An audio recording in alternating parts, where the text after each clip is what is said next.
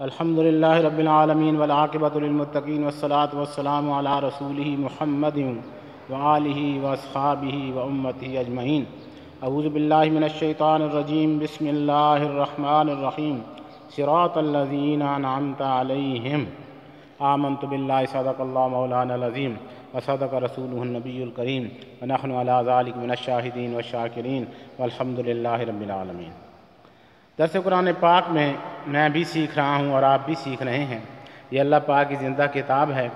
ایک طالب علم کی حیثیت سے یہ درس قرآن خود اپنی ذات کو سکھانے کے لیے اور اس بات کو مد نظر رکھتے ہوئے کہ نبی کریم صلی اللہ تعالیٰ علیہ وآلہ صحابہ وسلم نے فرمایا کہ تم کو اگر ایک آیت بھی آتی ہے تو اس کو دوسرے تک پہنچاؤ، خود سیکھنے کے لیے یہ درس قرآن دیا جا رہا ہے۔ اور کہیں بھی اگر کوئی غلطی کسی میرے محترم کو نظر آتی ہے، مرد کو، عورت کو، بچے کو یا بوڑھے کو، تو چھوٹا ہے تو یہ نہ سوچے کہ میں تو چھوٹا ہوں، وہ ضرور کمنٹ کرے اور بتائے۔ مجھے اگر پوری ویڈیو ڈیلیٹ کرنی پڑی تو ضرور کروں گا، کیونکہ ویڈیو کا ڈیلیٹ کر دینا اس سے زیادہ بہتر ہے کہ میں نعوذ باللہ من ذالک اپنی آخرت کو خراب کر لوں۔ تو ہم پڑھ رہے تھے صراط الذین انعمت علیہم، پیچھے ہم نے پڑھا اہدنا الصراط المستقیم، یا اللہ ہمیں چلا سیدھے راستے پر۔ تو سیدھے راستے میں ہم نے دیکھا کہ جس نے بھی عقیدہ ایمان میں، عقیدہ اسلام میں اپنے آپ کو پختہ کیا، یعنی کہ شہادت دی اللہ کے ایک ہونے کی، شہادت دی محمد رسول اللہ صلی اللہ تعالیٰ علیہ وآلہ وسلم کے آخری نبی ہونے کی، آخری نبی ہونے کی، آخری نبی ہونے کی، جس نے شہادت دی اس قرآن کے اللہ پاک کی طرف سے آخری کتاب ہونے کی، اور جس نے گواہی دی بیت اللہ کے اللہ کا گھر ہونے کی کہ اس طرف منہ کر کے ہم نماز پڑھتے ہیں اور پڑھتے رہیں گے قیامت تک انشاءاللہ۔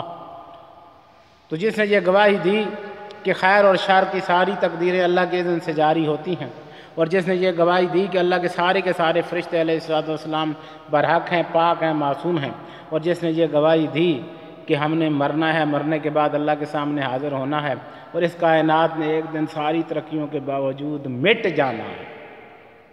کوئی بھی سائنسی ترقی اس کو بقا نہیں دے سکتی۔ بنانے والے نے اس کو فنا لکھ رکھی ہے، اس کی یہ فنا ہو کے رہے گی، چاہے ساری کائنات کے سائنسدان اس کی بقا کے لیے دن رات کوشش کر لیں۔ اس وقت دنیا کی 8 ارب کے قریب آبادی سارے کے سارے اگر اللہ اپنے فضل سے سائنسدان بنا دے اور سب کے سب کو ایجادات کرنے کی توفیقیں عطا فرما دے، سارے کے سارے اعلیٰ ترین درجے کے سائنسدان بن جائیں تو بھی اس کائنات کی بقا کا فارمولہ کبھی نہیں نکال سکیں گے۔ یہ ہے ایمان۔ یہ ایمان ہونے کے بعد وہ انسان ہے، وہ مرد، عورت، بچہ، بوڑھا، جن یا انسان ہے، وہ کیا ہے؟ مسلمان ہے۔ میں اسے کافر نہیں کہہ سکتا، اس قرآن کی روح سے آپ اسے کافر نہیں کہہ سکتے۔ علماء فتوے لگاتے ہیں، علماء کے پاس اپنے دلائل ہیں، کل اللہ کے ہاں جواب علماء نے دینا ہے، میں نے ان کی جگہ پہ نہیں دینا، نہ میری جگہ پہ انہوں نے دینا ہے۔ دیکھیں ہر ایک نے اپنی قبر میں جانا ہے۔ ہم سے پہلے جو مرے اپنی اپنی قبروں میں گئے ہیں۔ ایک دنیا میں آتا ہے ایک ماں، اگر ایک وقت میں 10 بچے اللہ ایک ماں سے ایک وقت میں جڑواں بچے بھی اگر پیدا ہو جاتے ہیں، ہوتے ہیں کائنات میں، ہو رہے ہیں، ہوتے رہیں گے، تو وہ جڑواں بچے بھی ایک ساتھ دنیا میں نہیں آتے، ایک سیکنڈ کا ہی صحیح لیکن فرق ضرور ہوتا ہے۔ آتا کیا ہے؟ اکیلے اکیلے اکیلے اکیلے، اور جاتا ہے اکیلے اکیلے اکیلے اکیلے اکیلے۔ تو سمجھیے بات کو، قبر میں اللہ کے حضور میں نے اور آپ نے اکیلے جانا ہے۔ جب اکیلے جانا ہے وہاں میرا فقہ حنفی رحمۃ اللہ وبرکاتہ، یہ فقہ حنفی میرے ساتھ نہیں جائے گا، بلکہ میں نے خود جانا ہے بھائی۔ اگر میں حنبلی ہوں، مالکی ہوں، شافعی ہوں، اہل تشیع ہوں، اہل حدیث ہوں، تو یہ میرے ساتھ کسی نے نہیں جانا۔ میں اگر علی مرزا صاحب 2 صاحب کی، مرزا 2 صاحب کی بات کو ماننے والا ہوں تو میرے ساتھ مرزا صاحب نہیں جائیں گے۔ میں اگر اپنے پیر خانے حضرت صفی سلطان باہو رحمۃ اللہ وبرکاتہ کے سلسلے سے مرید ہوں اور میرے پیر اشفاق صاحب دامت برکاتہم العالیہ برہان شریف والے، اللہ پاک ان کا سایہ قائم رکھے، انہیں لمبی زندگی عطا فرمائے اور ان کی زندگی میں ہی اللہ مجھے ایمان کی موت عطا فرمائے، آمین۔ تو میرے ساتھ انہوں نے نہیں جانا، میرے ساتھ کیا جائے گا؟ اعمال جائیں گے، وہ جو میرا اور اللہ کے درمیان رشتہ ہے وہ جائے گا، اس کے علاوہ تمام رشتے میری آخری سانس کے ساتھ ٹوٹ جائیں گے۔ رشتہ رہے گا اشہد ان لا الہ الا اللہ کا، رشتہ رہے گا محمد رسول اللہ صلی اللہ تعالیٰ علیہ وآلہ وسلم کا، معاف کرنے والا اللہ ہے، شفاعت کرنے والے رسول اللہ صلی اللہ تعالیٰ علیہ وآلہ وسلم، سفارش کرنے والی قرآن ہے، بخشش کے لیے آگے عرضی پیش کرنے والی نماز ہے، دفاع کے لیے کھڑا ہونے والا کلمہ ہے، دنیا آخرت کی بلاؤں کو روکنے والی زکوٰۃ اور صدقات ہیں، اور تمام گناہوں سے پاک کرنے والا حج ہے، اگر فرض ہو جائے تو کرنا چاہیے۔ یہ وہ اعمال ہیں جو اسلام کے بنیادی اعمال ہیں۔ یہاں ذکر ہے صراط الذین انعمت علیہم، ان لوگوں کے راستے پر چلنا ہے جو انعام یافتہ ہیں، مطلب اللہ پاک نے بتا دیا کہ تم سے پہلے انعام یافتہ لوگ موجود ہیں کائنات کے اندر، موجود تھے کائنات کے اندر، ان کو دیکھو، اور انگلش کا وہ جو لفظ ہے فالو، ان کو فالو کرو، خود مجتہد مت بن، خود اجتہاد مت کر۔ صراط الذین انعمت علیہم، اگر تو چاہتا ہے کہ اللہ تجھے سیدھا راستہ عطا کرے، اور اگر تو سیدھے راستے کا خلوص دل کے ساتھ متمنی ہے، تو پھر تجھے انعام یافتہ لوگوں میں سے کسی ایک کا مقتدی بن کر اقتداء کرنی پڑے گی، تجھے بہرحال بہر صورت مقلد بننا پڑے گا، اس لیے کہ یہ اللہ نے فرما دیا ہے۔ دیکھیے پچھلی آیت اور اس آیت کو ملا کے پڑھیں، صراط اور صراط کے درمیان مستقیم ہے، اہدنا الصراط المستقیم، صراط الذین۔ پچھلی آیت اور اس آیت کو ایک نظر آپ دیکھیے قرآن پاک کو کھول کے، قرآن پاک کو کھولیے اور دیکھیے یہاں پہ آپ کو نظر آ رہی ہے آیت صراط، یہ دیکھیے، یہ صراط ہے، یہ المستقیم ہے، یہ پھر صراط ہے، غور سے دیکھیے، اس کا اسکرین شاٹ لیجئے، یہ صراط ہے، یہ المستقیم ہے، یہ پھر صراط ہے، مطلب اللہ نے دو صراط کا تذکرہ کیا دو دفعہ، راستہ ایک ہے، مستقیم کو درمیان میں رکھا، پہلے بھی لفظ صراط رکھا، اینڈ پہ بھی لفظ صراط رکھا، اہدنا الصراط المستقیم، صراط الذین، الذین سارے لوگ، انعمت علیہم وہ جن پر اللہ نے انعام کیا۔ اب یہ انعام یافتہ لوگ کون ہیں، ان کا تذکرہ بھی اللہ نے قرآن میں کیا۔ قرآن میں اللہ پاک نے فرمایا انعم اللہ، یہ جو انعام یافتہ لوگ ہیں کون ہیں، من النبیین والصدیقین والشہداء والصالحین، یہ چار ہیں، نہ تین ہیں نہ پانچ ہیں، ان چاروں کو انعام یافتہ ہیں، ان میں سے آپ کسی کی بھی اقتداء کریں گے، آپ صراط مستقیم پہ ہیں۔ اب شروع کرتے ہیں ہمارے پیارے اہل حدیث بھائیوں سے، ہمارے لاکھ اختلافات صحیح ان کے ساتھ، لیکن وہ پہلی کیٹیگری میں بہرحال آتے ہیں، انعم اللہ من النبیین، وہ کہتے ہیں کہ ہم جناب محمد رسول اللہ صلی اللہ تعالیٰ علیہ وآلہ وسلم کی بات مانیں گے، فقہ کے کسی امام کی بات کو نہیں مانیں گے۔ تو انعم اللہ من النبیین میں تو وہ ہیں، حضور صلی اللہ تعالیٰ علیہ وآلہ وسلم پر اللہ پاک نے نبوت کو ختم فرما دیا، رسالت کو ختم فرما دیا، نبوت اور رسالت جناب محمد رسول اللہ صلی اللہ تعالیٰ علیہ وآلہ وسلم پر اللہ نے ختم کر دی، لیکن یہ انعمت صراط الذین انعمت علیہم کی چار کیٹیگریاں ہیں۔ کتنی ہیں؟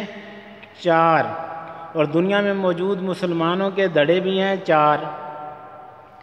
جس طرح یہ چار ہیں نا، ان چاروں کا ذکر اللہ نے فرمایا، یہ چاروں انعام یافتہ ہیں۔ اس لیے میں کہتا ہوں لڑائی جھگڑی کی کون سی بات ہے؟ دیکھیں، ایک ہے فقہ حنفی، ایک ہے فقہ حنبلی، مالکی، شافعی، یہ چاروں اہل سنت کی ہی فقہ کہلاتی ہیں، لیکن چونکہ فقہ حنفی ایک اعلیٰ درجے کی، پوری دنیا میں سب سے زیادہ لوگ اس فقہ پہ ہیں، 99% لوگ مسلسل 1300 سال سے اسی فقہ پہ ہیں، انشاءاللہ قیامت تک اسی پہ رہیں گے۔ اب دیکھیے حضور صلی اللہ تعالیٰ علیہ وآلہ وسلم نے فرمایا میری امت کبھی گمراہی پہ اکٹھی نہیں ہو سکتی۔ جب امت 1300 سال سے فقہ حنفی پہ اکٹھی ہے اور سرکار صلی اللہ تعالیٰ علیہ وآلہ وسلم نے فرما دیا میری امت کبھی گمراہی پہ اکٹھی نہیں ہو سکتی، تو پھر سند تو مل گئی حضور صلی اللہ تعالیٰ علیہ وآلہ وسلم کی۔ تو 4 گروہ ہیں، ایک ہو گیا فقہ حنفی، دوسرے میں آپ ان تینوں امامین الصالحین کو کر لیجئے، امام حنبل احمد بن حنبل، امام مالک، امام شافعی رحمۃ اللہ وبرکاتہ علیہم اجمعین۔ تیسرے نمبر پہ فقہ جعفریہ، اور چوتھے نمبر پہ ہمارے اہل حدیث بھائی، یا کوئی بھی اپنے آپ کو غیر مقلد کہنے والا یا کہنے والی۔ یہ ہو گئی 4 کیٹیگریاں۔ اللہ نے ان چاروں کو فرمایا کہ یہ انعام یافتہ ہیں۔ انعم اللہ من النبیین، اہل حدیث بھائی کتاب اور سنت کی بات کرتے ہیں نا، کتاب بخاری شریف، تو بخاری شریف کیا ہے؟ حضور صلی اللہ تعالیٰ علیہ وآلہ وسلم من النبیین ہے۔ صحیح حدیث کیا ہے؟ من النبیین ہے۔ تو کیا ہے پہلا گروہ؟ انعم اللہ علیہم من النبیین، دوسرا ہے والصدیقین، یہ وہ ہمارے تمام صوفیاء کرام ہیں جن کا سلسلہ حضرت علی علیہ السلام تک جا کے ملتا ہے، سادات، جن کا سلسلہ حضرت حسن علیہ السلام، حضرت حسین علیہ السلام تک ملتا ہے، یہ ہمارے صوفیاء، یہ ہمارے پیر خانے، جن کا سلسلہ جا کے ملتا ہے حضرت صدیق اکبر رضی اللہ تعالیٰ عنہ سے، یا جن کا سلسلہ ملتا ہے حضرت علی علیہ السلام سے، یا حضور صلی اللہ تعالیٰ علیہ وآلہ وسلم کی آل میں سے کسی کے ساتھ، تو وہ کیا ہیں؟ وہ صدیقین میں سے ہیں۔ صوفیاء کے سلسلے آپ دیکھیں گے تو آپ کو کچھ سلسلے ایسے نظر آئیں گے جن کی بنیاد میں سیدنا صدیق اکبر رضی اللہ تعالیٰ عنہ آپ کو نظر آئیں گے، کچھ سلسلے ایسے نظر آئیں گے جن کی ابتدا میں آپ کو حضرت علی علیہ السلام نظر آئیں گے، کچھ سلسلے ایسے نظر آئیں گے جو جا کے مکمل ہوتے ہیں آل پاک رسول پر صلی اللہ تعالیٰ علیہ وآلہ وسلم، اور کچھ سلسلے ایسے آئیں گے جو جا کے مکمل ہوتے ہیں خلفائے راشدین یا حضرت امیر المومنین جناب خلیفہ اول سیدی و سیدنا ابو بکر صدیق رضی اللہ تعالی عنہ۔ کچھ سلسلے حضرت امیر المومنین سیدی و سیدنا حضرت امیر المومنین و حضرت امام علی علیہ السلام تک جاتے ہیں، اور کچھ سلسلے حضرت امیر المومنین خلیفہ اول حضرت صدیق اکبر رضی اللہ تعالیٰ عنہ تک جاتے ہیں۔ یہ بات یاد رکھیے، میں نے جب حضرت علی علیہ السلام کا نام لیا تو ساتھ امام کہا، میں نے جب خلیفہ اول کا نام لیا تو امام نہیں کہا۔ کیوں؟ اس لیے کہ حضرت علی علیہ السلام خلیفہ بھی ہیں اور امام بھی ہیں، ترتیب میں ان کا نمبر چوتھا ہے، 1 2 3 4۔ جس طرح نبوت میں دنیا کے اندر آنے میں ترتیب کے اعتبار سے آخری نمبر ہے محمد رسول اللہ صلی اللہ تعالیٰ علیہ وآلہ وسلم کا، آخر میں آنے سے وہ پہلوں سے افضل ہیں، آئے آخر میں ہیں، افضل پہلوں سے ہیں۔ اسی طرح حضرت علی علیہ السلام خلفائے راشدین میں چوتھے نمبر پہ ہیں، اور یہ متفقہ عقیدہ ہے احناف کا، اس میں کوئی زیادہ بحث مباحث والی بات بھی نہیں ہے۔ کچھ علماء ضرور آپ کو اختلافات میں الجھاتے ہوئے نظر آئیں گے، لیکن اکثریت اسی پر ہے۔ حضرت علی علیہ السلام خلافت میں چوتھے نمبر پر ہیں، لیکن امامت کی وجہ سے آل رسول صلی اللہ تعالیٰ علیہ وآلہ وسلم ہونے کی وجہ سے بحیثیت امام ہونے کے وہ پہلے نمبر پہ ہیں، کیونکہ حضرت صدیق اکبر رضی اللہ تعالیٰ عنہ کے بھی امام ہیں علی علیہ السلام، حضرت عمر فاروق رضی اللہ تعالیٰ عنہ کے بھی امام ہیں حضرت علی علیہ السلام، حضرت عثمان غنی رضی اللہ تعالیٰ عنہ کے بھی امام ہیں حضرت علی علیہ السلام۔ جب نبی کریم صلی اللہ تعالیٰ علیہ وآلہ وسلم نے فرمایا کہ من کنت مولا فہذا علی مولا علیہ السلام، تو سب سے پہلے تصدیق تو انہوں نے کی۔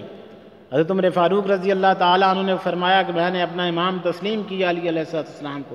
حضرت صدیق اکبر رضی اللہ تعالیٰ عنہ نے فرمایا میں نے اپنا امام تسلیم کیا حضرت علی علیہ السلام کو۔ حضرت عثمان غنی رضی اللہ تعالیٰ عنہ نے فرمایا میں نے اپنا امام تسلیم کیا حضرت علی علیہ السلام کو۔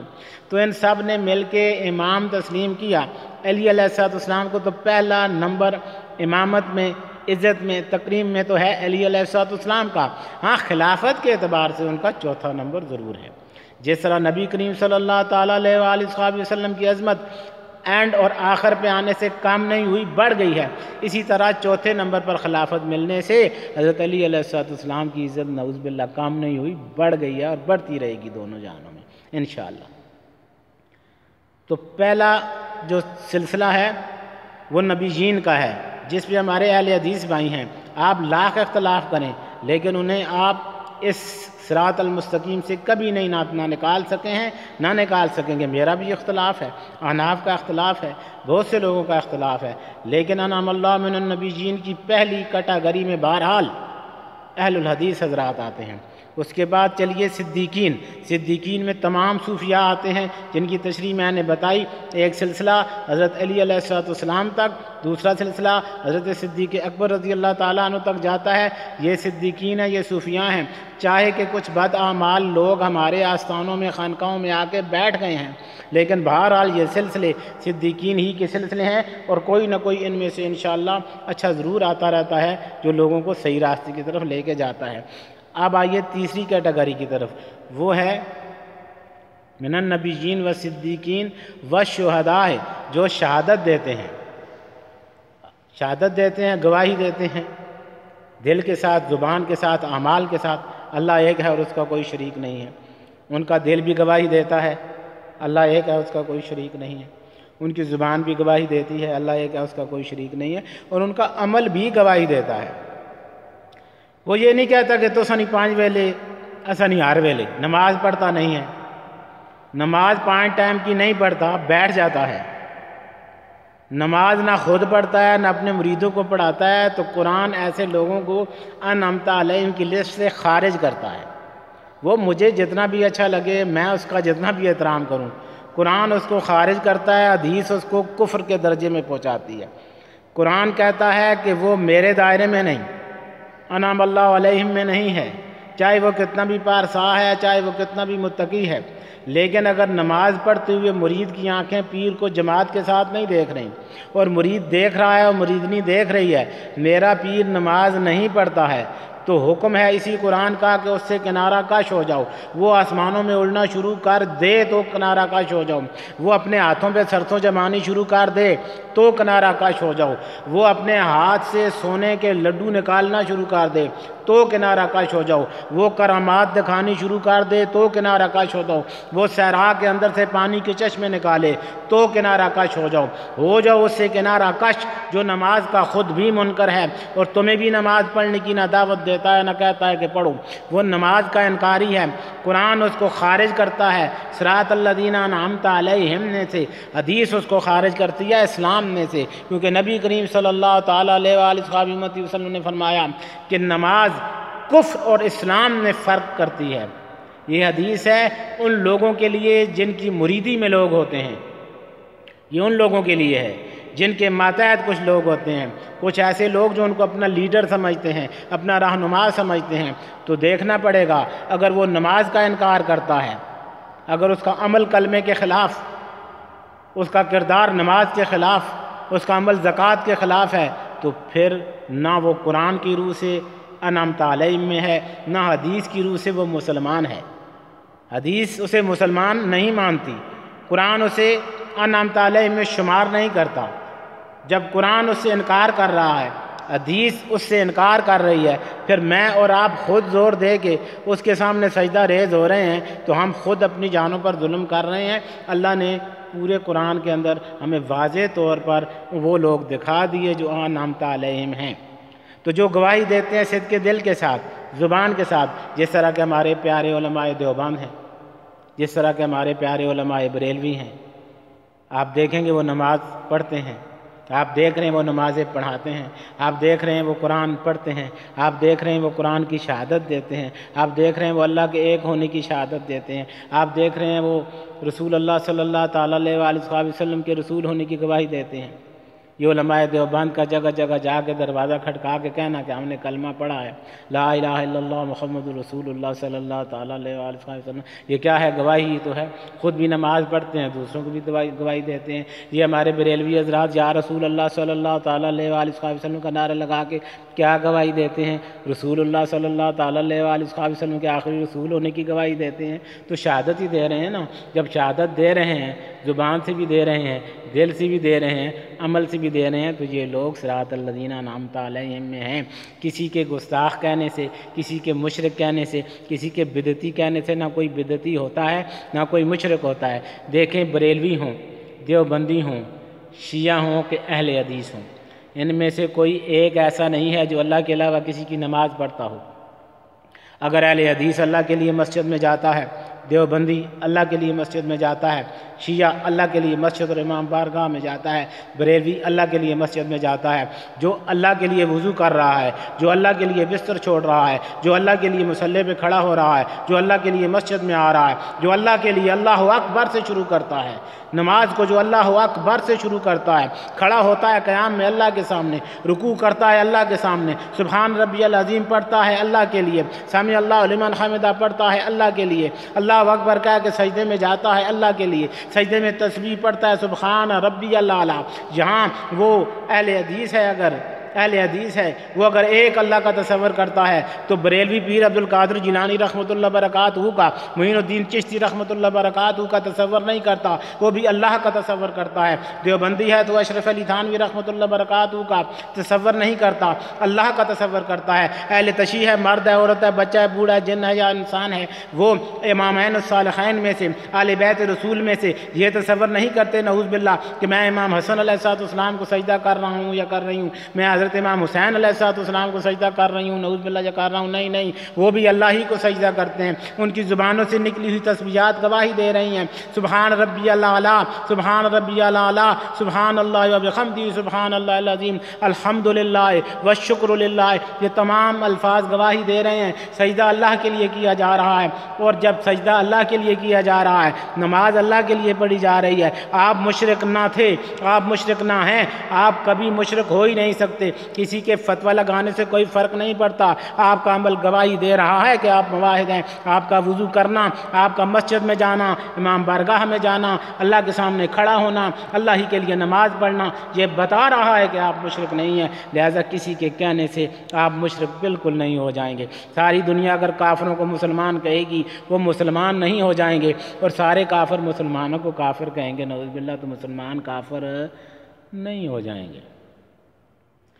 تو آپ نے دیکھ لیا، پہلی کیٹیگری میں اہل حدیث آ گئے، دوسری کیٹیگری میں تمام صوفیاء، تمام بریلوی حضرات آ گئے، تیسری کیٹیگری میں تمام علماء دیوبند اور دیوبند سلسلے کے لوگ آ گئے، اور چوتھی کیٹیگری ہے والصالحین۔ یہ صالحین دیکھیے اخلاص کے ساتھ، آپ کروڑ اختلاف کریں اہل تشیع حضرات کے ساتھ، آپ اس بات سے انکار نہیں کر سکتے کہ اپنے دل سے محبت کرتا ہے علی علیہ السلام کے ساتھ۔ کوئی بھی دنیا کا ایک فرد، کوئی دنیا کا ایک مرد، عورت، بچہ، بوڑھا، یہ شخص جو آپ کے سامنے بات کر رہا ہے یہ سپاہی صحابہ کا کارکن تھا۔ تم لوگوں نے سپاہی صحابہ کا نام سنا ہے، ہم نے سپاہی صحابہ کے لیے اپنا خون بہا ہے، تم نے سپاہی صحابہ کا نام سنا ہے۔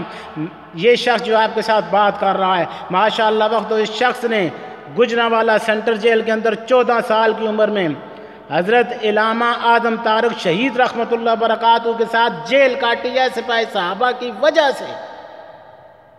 لکھی یہاں گوگل پہ، قاری عطا الرحمن نابد صاحب پوری دنیا کے مشہور ترین قاری ہیں، وہ میرے کلاس فیلو بھی ہیں، میرے استاد بھی ہیں، میرے محترم بھی ہیں، آپ ان سے پوچھئے، ان کے پاس میرا وہ لیٹر بھی موجود ہوگا جو میں نے 14 سال کی عمر میں جیل میں اس وقت لکھا تھا جب میں اعظم طارق شہید رحمۃ اللہ برکاتہ کے ساتھ گجرانوالے سینٹر جیل میں گیا تھا۔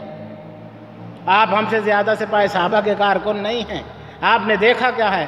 آپ نے نہیں دیکھا حق نواز جھنگوی رحمۃ اللہ برکاتہ کو، ہم نے دیکھا ہے۔ آپ نے نہیں دیکھا علامہ فاروقی رحمۃ اللہ برکاتہ کو، ہم نے دیکھا ہے۔ آپ نے نہیں دیکھا اعظم طارق شہید رحمۃ اللہ برکاتہ کو، ہم نے دیکھا ہے۔ تم جنہیں سن کے دعویٰ کرتے ہو ہم نے دیکھا ہے، ہم چلے ہیں، ہم بیٹھے ہیں، ہم نے ان کے ساتھ خون بہایا ہے، ہم نے ان کے ساتھ اپنے شہیدوں کی لاشیں اٹھائی ہیں، اور ہم نے ان کے ساتھ جیل کاٹی ہے، اور پورے وثوق کے ساتھ، پورے وجدان کے ساتھ کہہ رہے ہیں کہ بالکل شیعہ مسلمان کل بھی تھا، شیعہ مسلمان آج بھی ہے، شیعہ مسلمان قیامت تک رہے گا۔ کیوں؟ اس لیے ایک مسلمان رہے گا کہ میں نے کم از کم 9 امام بارگاہوں میں جا کر قرآن پاک کھولے اور چیک کیے، مجھے تو کہیں بھی کوئی ایک آیت فالتو نظر نہیں آئی، کوئی ایک آیت فالتو مجھے نظر نہیں آئی۔ آپ پوری دنیا میں جائیے، کسی ایک اہل تشیع کے گھر سے خود اندر جائیے، چھاپا ماریے، بولیے ہم قرآن دیکھنے آئے ہیں، اور کھولیے قرآن اور دیکھیے کیا یہی 114 صورتوں والا قرآن ہے کہ نہیں ہے۔ یہ جو مجھے اور آپ کو لڑانے کے لیے کچھ علماء بیچ میں باتیں کرتے ہیں، یہ حدیث اہل تشیع کی تو نہیں ہے، یہ اہل تشیع کی حدیث تو نہیں ہے کہ بیچ میں سے کچھ پارے بکری کھا گئی ہے، یہ ہماری اہل سنت کی کتابوں کی حدیث ہے۔ یہ امی عائشہ صدیقہ رضی اللہ تعالیٰ عنہ سے منقول حدیث ہے، سبز پتوں پہ لکھے ہوئے قرآن کی کچھ سپارے بکری کھا گئی تھی، یہ ہماری اہل سنت کی کتاب میں ہے، یہ اٹھا کے تھونپ دیا اہل تشیع کے اوپر۔ عمر فاروق رضی اللہ تعالیٰ عنہ نے جو نہیں لکھنے دیا حضور صلی اللہ تعالیٰ علیہ وآلہ وسلم کو، اپنے آخری ٹائم پر نبی کریم صلی اللہ تعالیٰ علیہ وآلہ وسلم نے فرمایا کہ مجھے کاغذ قلم دیجئے، میں کچھ ایسے کلمات لکھوا دوں کہ میری امت قیامت تک جوڑ کے رہے گی، گروہوں میں نہیں بٹے گی۔ عمر فاروق رضی اللہ تعالیٰ عنہ نے اس وقت کاغذ قلم نہیں لینے دیا۔ یہ بخاری شریف کی حدیث ہے، شیعوں کی حدیث ہے۔ حضرت مائی فاطمہ الزہرا سلام اللہ تعالیٰ علیہ آخری ٹائم تک ناراض گئیں باغ فدق کی وجہ سے حضرت صدیق اکبر رضی اللہ تعالیٰ عنہ سے، کیا یہ شیعوں کی کتابوں میں ہے؟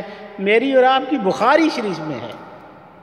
تو یہ کیا وجہ ہے کہ ہم کچھ باتیں ٹھیک ہیں، غلط ہیں، بہت زیادہ غلط ہیں۔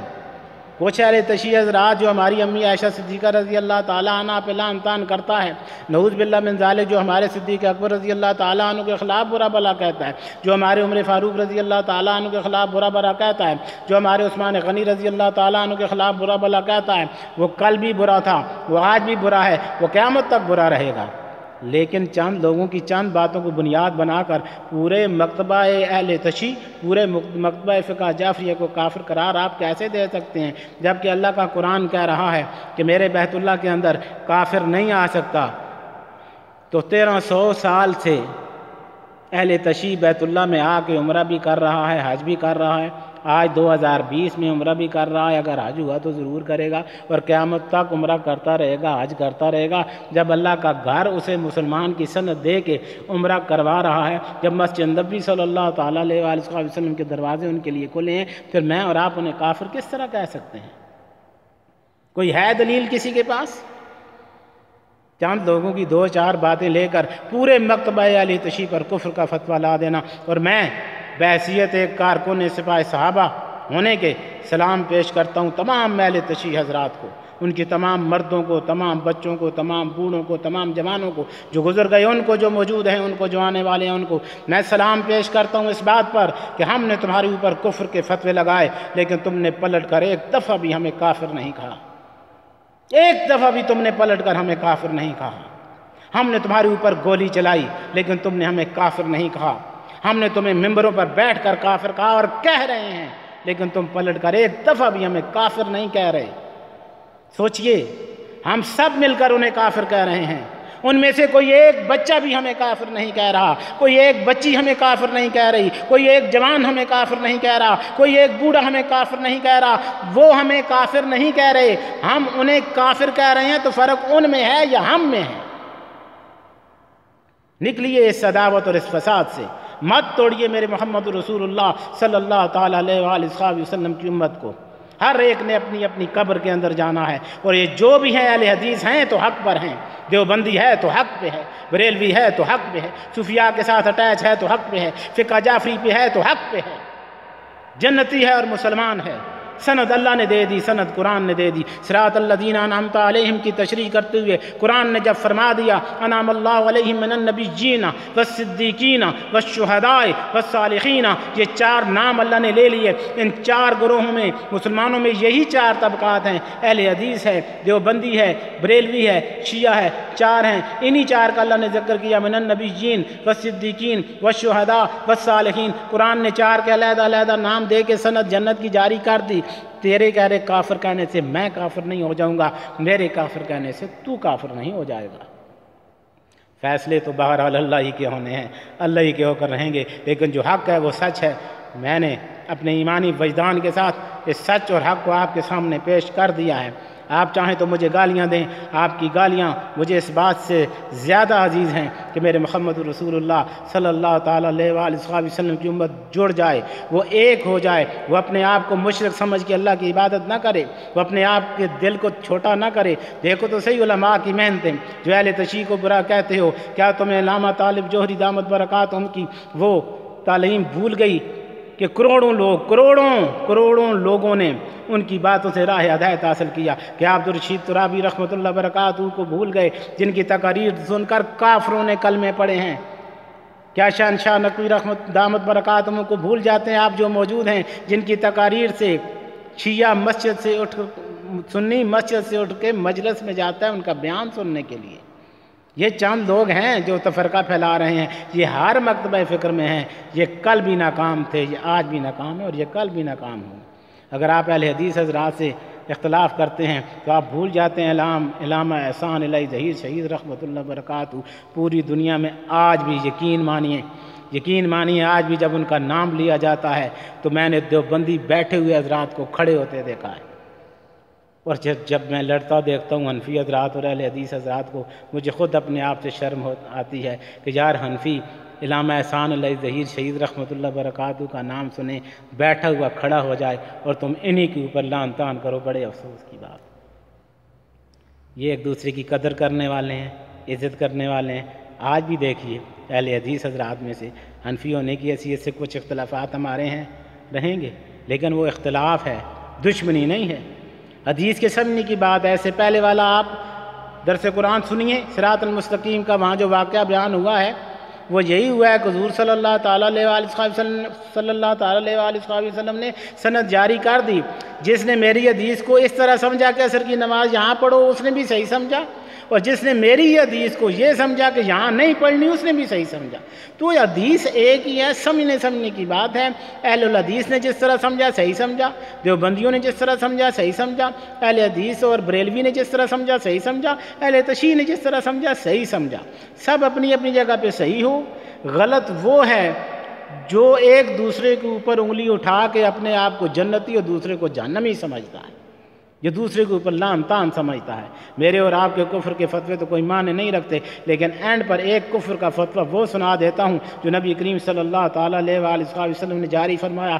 آپ نے فرمایا کہ وہ مسلمان نہیں ہے جس کے ہاتھ سے اور جس کی زبان سے دوسرا مسلمان محفوظ نہیں ہے۔ یہ حدیث میرے وہ علماء ضرور سنیں جو جذباتی انداز میں ایک دوسرے پر طعن و تشیع کرتے ہیں، اور میرے وہ پولیس والے بھائی، میرے وہ محکمہ پولیس کے میرے پیارے پیارے سونے بھائی ضرور سنیں کہ جس کی زبان سے اور جس کے ہاتھ سے دوسرا مسلمان محفوظ نہیں ہے وہ مسلمان نہیں ہے۔ ضرور سنیں میرے پولیس والے بھائی، اس کو ذرا غور کریں اور بیٹھیں کہ ہم کس جگہ پہ کھڑے ہیں، یہ دنیا کی چند دن کی زندگی کے بعد ہم نے کہاں پیش ہونا ہے اور کس کی شفاعت سے بری ہو کر جنت الفردوس میں جانا ہے۔ اللہ پاک مجھے اور آپ کو عمل کی توفیق عطا فرمائے۔ خوش رہیے، دعاؤں میں یاد رکھیے۔ السلام علیکم ورحمۃ اللہ وبرکاتہ۔